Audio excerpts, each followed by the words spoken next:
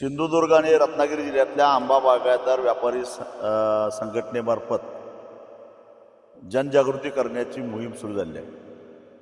कारण यावर्षी सिंधुदुर्ग असेल, रत्नागिरी असेल, रायगड असेल, ठाणे किंवा पालघर या कोकणातल्या सगळ्या जिल्ह्यामध्ये आंबा पीक पूर्णपणे नष्ट झालेलं आहे. कृषी खात्यानं रत्नागिरी आणि सिंधुदुर्गचा अहवाल असा दिलेला आहे की जवळपास 90 ते 95% पीक हातातून गेलेलं आहे.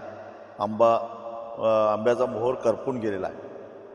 अशा परिस्थितीमध्ये विधिमंडळाचं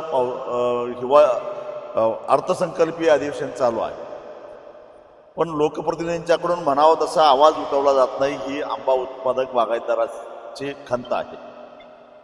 आमच्या व्यथा काय आहे, आमच्या मागण्या काय आहे, आमचे प्रश्न काय आहेत याच्याकडे जरा तरी आमच्याकडे बघितलं पाहिजे. कारण कोकणातून किंवा कोकणाशी संबंध असणारे जवळपास 288 पैकी 40 आमदार आहेत आणि तरीसुद्धा सभागृहामध्ये गांभीर्यानं चर्चा होत नसेल तर हे प्रकरण अतिशय गंभीर आहे. राजकारणाचा भाग बाजूला ठेवा, परंतु ज्या आंबा बागायतदारानं, ज्या आंबा उत्पादक शेतकऱ्यानं या कोकणातला आंबा 7 समुद्रापार नेला, सगळ्या जगातल्या ग्राहकांच्या जिभेवर राज्य केलं, त्या आंबा बागायतदाराची अवस्था आज काय झालेली आहे. विदर्भ मराठवाड्यामध्ये होणाऱ्या आत्महत्या आता कोकणात होतील का काय, अशा प्रकारची परिस्थिती झाली आहे. एका बाजूला व्यापाऱ्यांच्याकडून लूट, दुसऱ्या बाजूला कीटकनाशक आणि औषध कंपन्यांच्याकडून होणारी लूट, फसवणूक, तंत्रज्ञानाचा अभाव, तज्ज्ञ मार्गदर्शनाचा अभाव आणि बाजारपेठेची काहीच माहिती नाही, पायाभूत सुविधांचा अभाव. अशा परिस्थितीमध्ये आंबा बागायतदार आज सापडलेला आहे. फळांचा राजा असणारा हापूस आज अत्यंत केविलवाणी अवस्था त्या हापूसची झालेली आहे आणि याच्याबद्दल कुणीच गांभीर्याने विचार करायला तयार नाही. म्हणून शतकामध्ये आला नव्हता असा प्रसंग आता आलेला आहे. 90% बागा गेलेल्या आहेत. तेव्हा कोकणातल्या शेतकऱ्यांना सरकारकडे काहीच मागितलेलं नव्हतं. यावेळी या आंबा बागायतदाराला, काजू उत्पादकाला काहीतरी मदत द्या. सरकारनं मदत केली पाहिजे, पाठीशी राहिलं पाहिजे.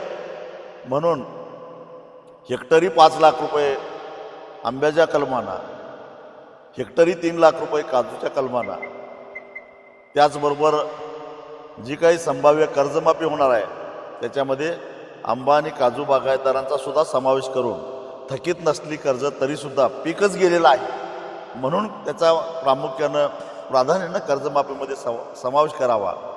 आणि AI सारखं तंत्रज्ञान ऊस उत्पादकांना वापरण्यासाठी तुम्ही 5-5 कोटीची 500 कोटीची तरतूद करता, पण आंबा उत्पादकांचं काय, कोकणाचं काय, हे सारे प्रश्न घेऊन, त्या साऱ्या व्यथा घेऊन कोकणातल्या लोकप्रतिनिधींना भेटायचं आम्ही ठरवलेलं होतं. आज आमदार भास्करराव जाधव यांना आम्ही भेटलो, त्याचबरोबर फलोदन मंत्री गोगावले साहेब यांना भेटलो, आमदार निलेश राणे यांना भेटलो, बाकीच्याही लोकप्रतिनिधींना आम्ही भेटणार आहोत. आमचं शिष्टमंडळ भेटणार आहे. येत्या 4 तारखेला कुडाळ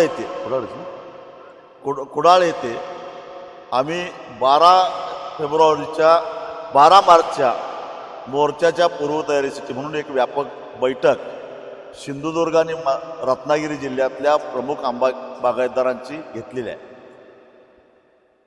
त्या बैठकीमध्ये 12 मार्चच्या मोर्चाची पूर्वतयारी करून आढावा घेऊन ताकदीनं हा मोर्चा ओरसला काढायचा आणि त्या दिवशी त्या मोर्चामध्ये काहीतरी सरकारकडून स्पष्ट आश्वासन मिळालं नाही. कारण 6 मार्चला बजेट आहे. बजेटमध्ये जर का आंबा उत्पादकाला काही हाताला लागलं नाही तर मग मात्र केवळ 12 मार्चचा मोर्चा होऊन थांबणार नाही, तर एक दिवस मुंबई ते गोवा हा राष्ट्रीय महामार्ग बेमुदत बंद करण्याचा मार्गसुद्धा आम्ही अवलंबणार आहोत. तो कधी बंद करायचा, कुठल्या ठिकाणी बंद करायचा, याचा निर्णय आम्ही 12 मार्चच्या मोर्चामध्ये घेणार आहोत. मला असं वाटतं की कोकणातला आंबा बागायतदार, काजू बागायतदार कधी नव्हे तो जागा झालेला आहे. सरकारनं त्याच्या सहनशक्तीची परीक्षा बघू नये आणि या बजेटमध्ये काही ना काही मदत जाहीर केली पाहिजे. अन्यथा आजपर्यंत कोकणातल्या शेतकऱ्याचा चांगुलपणा बघितला, मवाळपणा बघितला, त्याचा आक्रमकपणा आता तुम्हाला अनुभवायला मिळेल.